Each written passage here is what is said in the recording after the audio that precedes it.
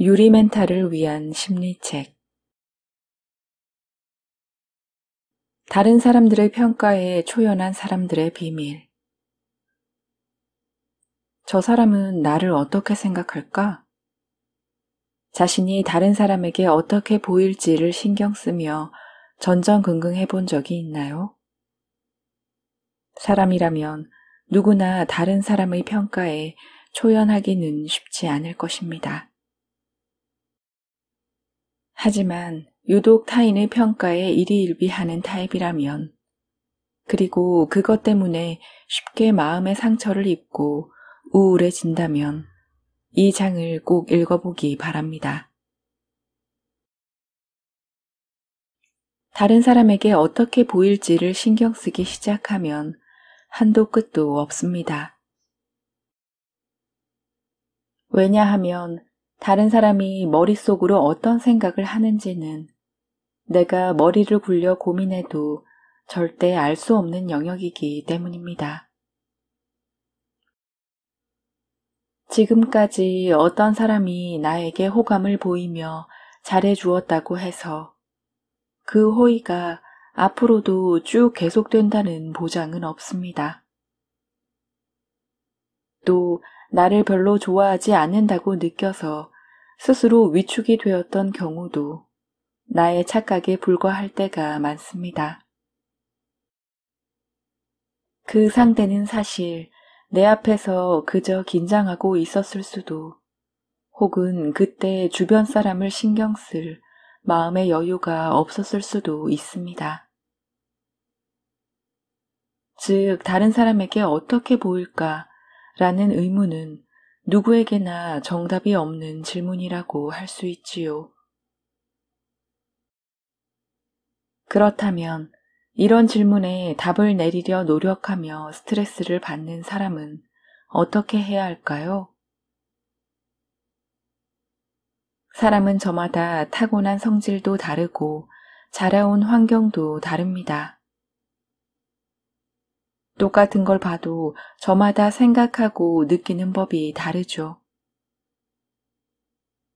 내 마음에 든다고 해서 다른 사람의 마음에 들리라는 보장은 없습니다. 따라서 다른 사람의 평가란 단순히 그 시점에서 느낀 그 사람의 감정에 불과합니다. 그 사람은 그때 그렇게 생각했구나. 그 이상도 이하도 아니라는 말입니다. 문제는 자신이 그것을 그 이상으로 과하게 받아들이는 경우입니다. 필요 이상으로 과하게 받아들인다는 것은 상대가 내리는 평가가 내 가치를 정한다고 생각하는 것과 같습니다. 이처럼 다른 사람의 평가가 신경 쓰이는 이유는 과거로부터 쌓인 뿌띠 트라우마 때문입니다. 저는 타인에게 받은 작고 일상적이지만 지속적인 아픔으로 다가오는 상처를 뿌띠 트라우마라고 부릅니다. 타인의 비판, 부정적인 평가, 인격 부정 등 다양한 경험을 통해 생기죠. 이런 뿌띠 트라우마가 있으면 다른 사람에게 싫은 소리를 듣지 않으려고 안간힘을 쓰게 됩니다. 빈틈을 보이려고 하지 않고 상처를 받기 전에 미리 방어적인 자세를 취하는 등 남의 말과 행동에 지나치게 신경을 쓰게 되죠. 더 강하고 유연하게 살기 위해서는 자신의 뿌띠 트라우마를 조금씩 치유해야 합니다. 조금 시간이 걸릴지 모르지만 인간은 누구나 자신을 치유하는 힘을 지니고 있습니다. 평소에 입지 않던 패션 스타일에 도전하고 싶다면, 그리고 그것이 마음에 든다면 그 도전을 열렬히 응원해주는 최고의 아군은 자기 자신뿐입니다. 다른 사람이 거기에 대해 어떻게 느끼든 그것은 그 사람의 감정일 뿐 절대적인 평가 기준이 될 수 없습니다. 포인트. 다른 사람이 머릿속으로 어떻게 생각을 하는지는 내가 머리를 굴려 고민해도 절대 알 수 없는 영역이다. 습관처럼 나쁜 쪽으로만 생각이 흐른다면 내 연락을 피하나? 일부러 답장을 안 하는 건가? 친구가 나의 전화를 받지 않을 때, 문자에 답장이 늦을 때, 내가 싫어졌나? 라고 생각하나요? 무슨 일이든 무심코 나쁜 쪽으로 추측하고 상처받는 것도 일종의 습관입니다.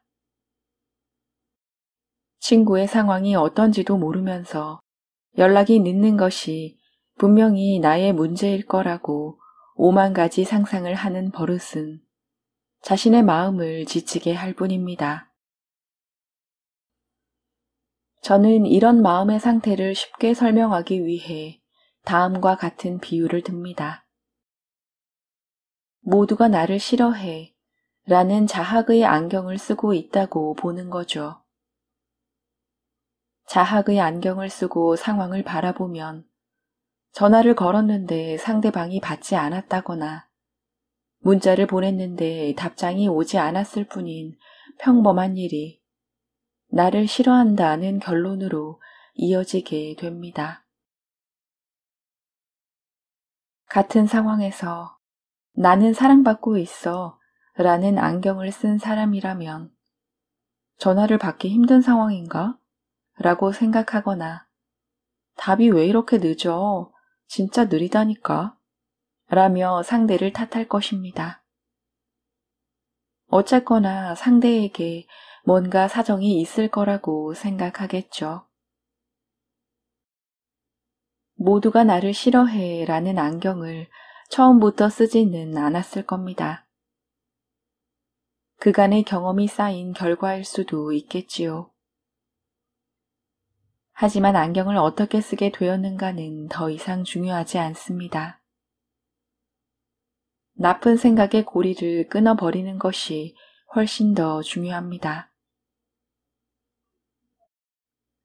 나를 싫어하나? 라는 생각이 들기 시작하면 그러고 보니 그때도 그랬지. 참, 저번에 그런 말을 했었지.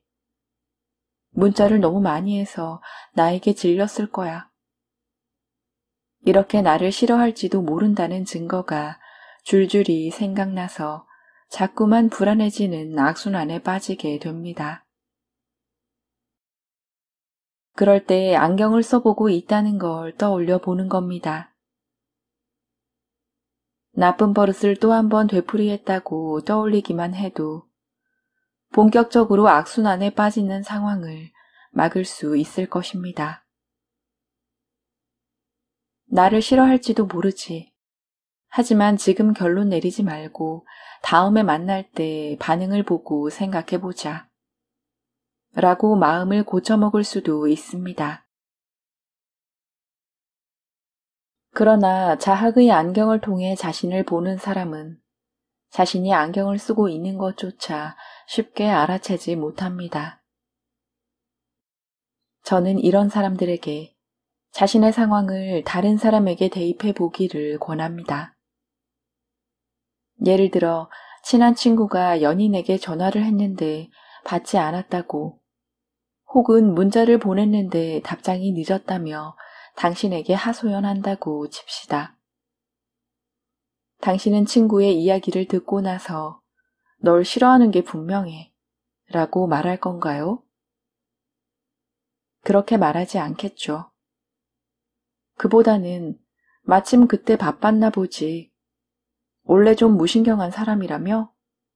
라고 전화를 받지 못했을 수많은 가능성에 관해 말해줄 것입니다.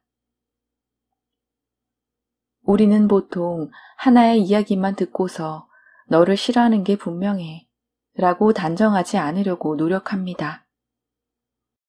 그래서 여러 가지 가능성을 생각해 보는 거죠. 그리고 우리는 새로운 일을 시작하려는 친구에게 어차피 망할 건데 뭐하러 해? 라고 말하지 않습니다. 그보다는 열심히 해. 너라면 분명히 잘할 거야. 힘든 일 있으면 언제든 말해.